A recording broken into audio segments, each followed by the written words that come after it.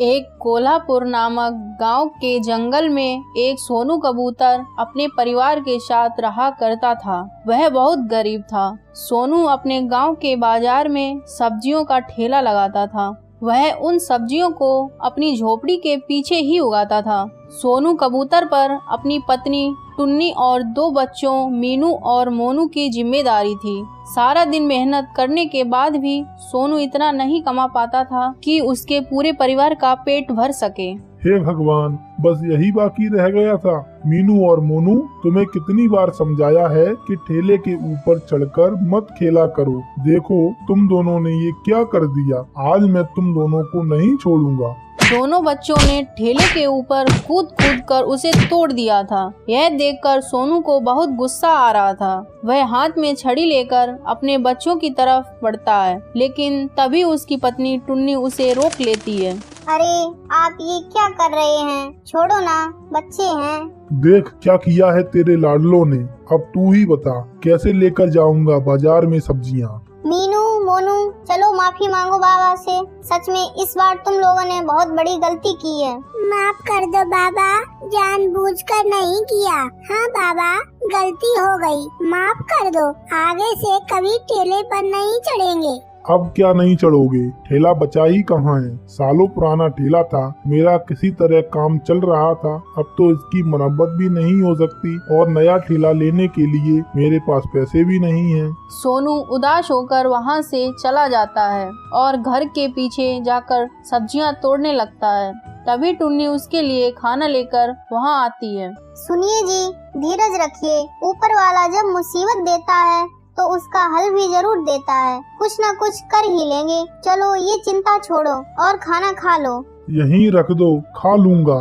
टुन्नी खाना छोड़कर घर के अंदर चली जाती है और सोनू कबूतर सारी सब्जियां तोड़कर जमीन पर रख लेता है और फिर हाथ धोकर जैसे ही खाने की तरफ बढ़ता है तो वहाँ एक बूढ़ी सुंदरी कौवी आ जाती है। बेटा, बुढ़िया को कुछ खिला दे बेटा, भगवान तेरा भला करेगा।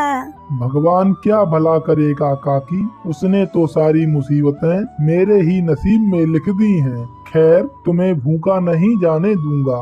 ये लो खाना खा लो।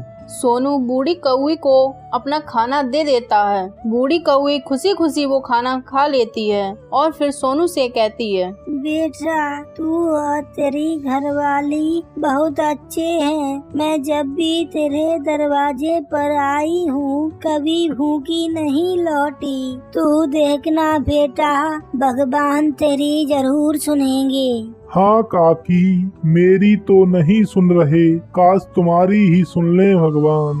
वैसे क्या बात है बेटा, तुझे इससे पहले इतना परेशान कभी नहीं देखा।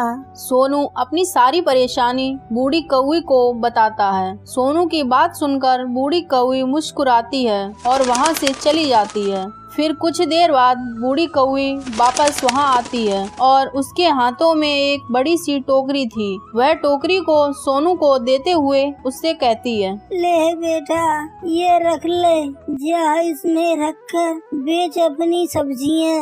पर काकी, ये तुम कहाँ से लाई? पुरानी टोकरी है, सालों से है मेरे पास। लेकिन इतना याद रहे बेटा, इस टोकरी पर टोक लग जाएगी अगर तेरे मन में लालच आया तो।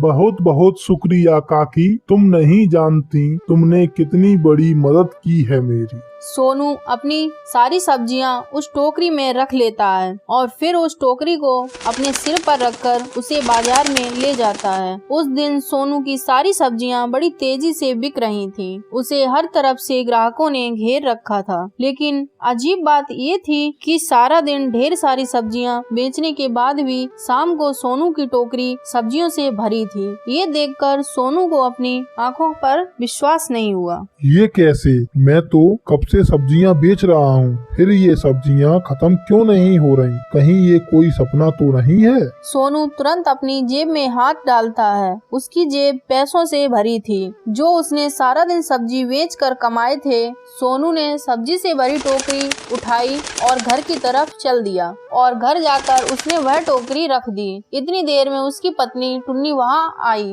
अरे ये क्या, आज एक भी सब्जी नहीं बिकी। ये टोकरी वैसी की वैसी है जैसी सुबह लेकर गए थे। नहीं टुन्नी, आज तो सारा दिन ग्राहक आते रहे, लेकिन ये टोकरी अभी तक भरी हुई है। सोनू अपनी जेब से पैसे निकालकर टुन्नी को देता है। तब टुन्नी को सोनू की बात पर भरोसा होता है और वह सोनू से कहती है, देखा जी, मैं कहती थी भगवान हमारी मदद जरूर करेंगे, तभी तो उन्होंने बूढ़ी काकी को हमारी मदद के लिए भेजा। मुझे तो पूरा विश्वास है ये टोकरी जादुई है।